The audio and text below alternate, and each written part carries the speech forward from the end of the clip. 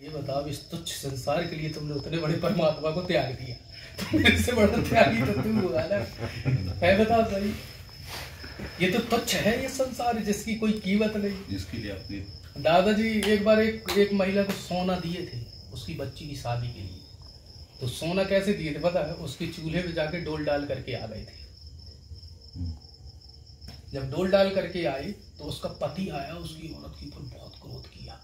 ऐसे बाबा होते हैं, आके अपने जहाँ खाना बनता है वहां पे वो ऐसा करके चले गए। ऐसे बाबा, उठा जल्दी से, वो फेंक के बाहर। तो वो राख आकर लपेट के और कपड़े में धर के वो ले जा रही थी। ले जाते वजन बढ़ता गया, वजन बढ़ा। तो जब वो खोल के देखी तो वो उतना सोना। वो दादाजी के पास रोते रोते गई। तो दादाजी उसको गेटे के पास रोक दी, बोले रुक जा वहीं। बोले जिसके पीछे तुम पढ़ते हो ना, रोज मैं डोल डाल कर देता हूँ। ये है भाई दादाजी की लीला कि हम ये सब पड़े रहते हैं सब चीजों के पीछे। वो हमारे दादा उनकी फोटो। और उस समय देखो सोशल मीडिया भी उतना नहीं था भाई। अभी कंप्यूटर में भी उतना सिस्टम नहीं, दादाजी के विषय में उतना ज्यादा नहीं आता है। पहले इतना ज्यादा नहीं आता था, ना कोई पूजा ना कोई रचना। आप यकीन नहीं मानेंगे, जब मैं ये सारी चीजें विधि विधान, मतलब ये हमारे को तो और ही नहीं रहता कि कैसे करना। वो दादा महाराज कैसे करा रहे थे पगलानंद जी ने कि देखो ये सब चीजें इसलिए होती हैं क्योंकि हम पिछले जन्म में क्या है, क्या थे, किसके संग थे। अब ये तो हमारी मनोवृत्ति यहाँ तो जान नहीं सकते, लेकिन वो जानते हैं। तो वो पकड़ के खींच लेते हैं। तुम कहीं भी भटको वो तुमको अपने पास ले आए, माला में बराबर कर लेगी, पिरो ही देते। अभी जैसे वो शिवानंद जी, अब शिवानंद जी को हम फेसबुक में देखे थे, हमको क्या पता कौन है क्या है। वो आ गए यहाँ पे, वो दादाजी का दरबार देख के कह रहे यार क्या है। और एक अजीब सा उनको जो है जो भी महसूस हो रहा था। बढ़िया उनका सिस्टम। धुनी वाले का है, ये पूरा जगत मेरा है, लेकिन हमको जगत की नहीं, हमको तो भगत की जरूरत है। जय श्री राम। हमको जगत की नहीं, हमको भगत की जरूरत है। चुनवा दिया था उनको, और कुएं में चुनवा दिया इसलिए कि हमको नहीं बताना दादा की महिमा। जिसको जानना है वो खुद ही जान जाएगा, और जिसको हमको जनाना होगा हम खुद जना देंगे। हमको उनको नहीं। दादाजी के विषय में उन्होंने ये बोला कि आप पूरे पृथ्वी के जितने भी पेड़ पौधे हैं सबको इकट्ठा करके एक कलम बना लें।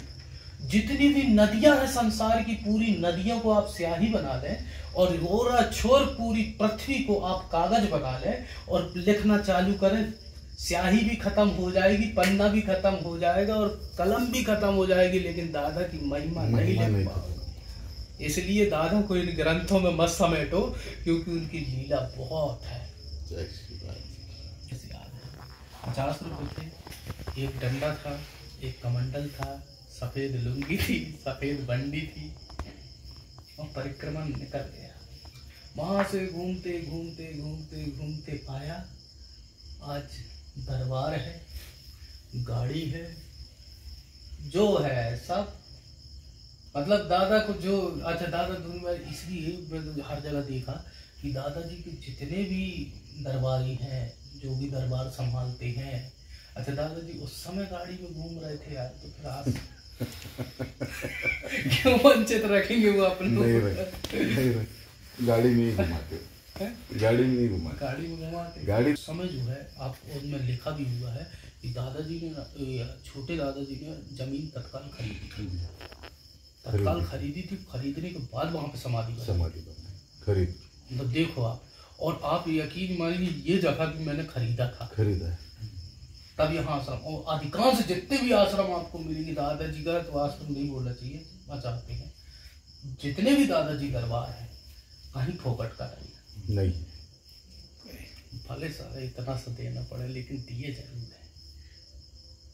एक दरबार की ये महानता है। दरबार में दादाजी की ये सबसे बड़ा चमत्कार है कि वो कभी भी किसी की खैरात में नहीं बैठे।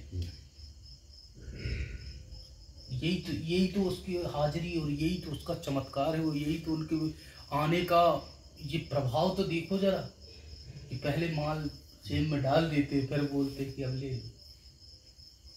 ये करके बता दिया था छोटे दादाजी ने, पहले करके बता दिया कि भाई पहले खरीदा कर, परेशानी नहीं होगी बाबा। किसी भी प्रकार की परेशानी होगी, आप चलना तो चालू करो, चलना तो चालू करो। देखो आपको कहाँ क्या सम्मान, कहाँ क्या दे दे, और कहीं बोरी तक नसीब ना कराए। हाँ वो परीक्षा भी लेता है अपनी, कहीं अच्छा डल्लप के गद्दे में सुलाएगा, अच्छा का अच्छा प्रसादी, कहीं ऐसी स्थिति में फंसाएगा कि पतली सी दाल और टक्कर पकड़ा भी चबाते रहो बेटा, बैठो दिन भर। कहीं कहीं माल छलवाएगा। जाओ आप कहाँ, माई की बगिया, माई की बगिया, है ना। अब पहली बार जा रहे ना मतलब, हाँ हाँ, नहीं तो वैसे वहां पर पूरा मार्गदर्शक, किसी प्रकार का कुछ भी वो नहीं, बस ये है कि थोड़ा सा ठहर ठहर के चलो, हाँ। आनंद आएगा उसमें, जल्दबाजी नहीं करो, जल्दबाजी नहीं। हाँ, कपिल धारा दूध धारा तरफ थोड़ी उधर का नजारा देखो, वो थोड़ी शांति, वो आनंद आता है। अब मैं चलता जरूर मेरे को, क्योंकि मैंने ना वहां पे वादा किया था यार आप लोग आओ। नहीं, आपने मार्ग भी बता दिया, मार्ग भी बता दिया कि मैं सब बताऊंगा, बस मार्ग बता दिया तो बताने वाले दादाजी है, आपके मुंह से सिर्फ निकल, अभी बोल दिया कपिल धारा ये नहीं। बहुत मतलब आप जाएंगे ना तो आपको देखना कहीं ना कहीं सब जगह आपको जो है कोई ना कोई ऐसा मिलता जाएगा, ऐसा लगेगा कि दादा ही कहीं ना कहीं से आके बता जा रहा है। बिल्कुल टेंशन नहीं। और अमरकंटक उतना भारी भी नहीं है। भारी तो इसलिए है कि वहां मां नर्मदा प्रकट हुई है, और वहां जहां प्रकट हुई है वो भगवान शिव की तपस्थली है, इसलिए वो भारी है। भारी मतलब लाखों में एक है, लेकिन मतलब जैसे विस्तार की बात करें उतना विस्तार नहीं है। आप बस ऐसा ऐसा जाएंगे, हो गया अमरकंटक। सिर्फ उसके लिए आपको 8 किलोमीटर जाना पड़ेगा कपिलधारा के लिए, तो वो भी रोड जो है पूरे रास्ते रास्ते में, जैसे परिक्रमा मार्ग में लिखा रहता है कि यहाँ से मुड़ जाओ, यहाँ से मुड़ जाओ, वैसा पूरा मार्ग पूरा रहेगा वहाँ पे। और वही माई की बगिया के पास वही सेवानंद है, सेवन, हाँ अच्छा, मुलाकात हो जाएगी वहाँ पे, दरबार लगा हुआ कहा कल ही बस रहेगा उनका दरबार। मैं उनको मुक्त कर रहा हूँ, ये तो भगवान हो ही नहीं सकते, ये तो भगवान हो ही नहीं सकते। और अगर भगवान है तो फिर मैं इन्हें मुक्त कैसे कर पा रहा हूँ। तो ये गए नारद जी के पास, नारद जी से बोले नारद जी मुझे ऐसा क्यों लगता है कि ये भगवान नहीं। बोले तुमको भी ऐसा लगता है। बोले हाँ मतलब तुमको भी, मतलब क्या मुझे भी लगा था एक बार, तो बंदर का मुंह मिल गया था। बोले तुम ब्रह्मा जी के पास जाओ, वो ब्रह्मा जी के पास गए गरुड़ जी। बोले तुमको भी लगता है ऐसा। बोले हाँ। तो बोले तुम सीधे अब शिव जी के पास जाओ। शिव जी के पास गए तो शिव जी ने बोला यार मेरे पास तो अभी समय नहीं है, तुम एक काम करो काकभुसुंडी जी के पास जाओ। काकभुसुंडी जी दिन रात निरंतर, काकभुसुंडी जी दिन रात निरंतर राम की महिमा गा रहे हैं। तुम उनके पास जाओ, तुम्हारा ये दोष खत्म हो जाएगा।